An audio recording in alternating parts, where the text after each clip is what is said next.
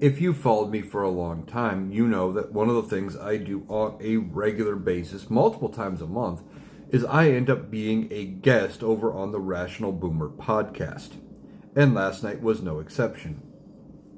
I joined Mike. We sat down for about an hour and a half, and we talked over Zoom, like we do quite often. And we were talking a lot about the news of the day. A lot of it focused around the Epstein files and this administration's response to it, Republicans' response to it.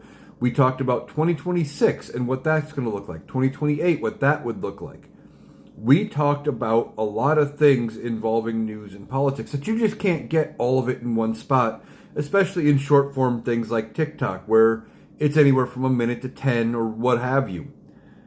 So I encourage you to go over and check out the Rational Boomer podcast wherever you get your podcasts, or go to YouTube, search for the Rational Boomer, and you will find today's podcast with me as a guest star, and check it out over there. While you're on YouTube, feel free to check out my page, Analyticaliowan, on YouTube as well. I post all my TikToks, my TikTok lives when I do them end up over there. Just another spot to check me out. There's also my link tree, which does have a link to both the Rational Boomer. If you look under my link tree, there's an affiliated creators link, and that will link you to the Rational Boomer and everywhere you can get his stuff if you want to go check that out. My link tree also does contain a link to my YouTube as well. So I encourage you to go check it out. The podcast was great. Mike and I always have a great conversation, some good back and forth. And we break down a lot of things that are going on right now. Like I said, way more than what you can get in a short TikTok.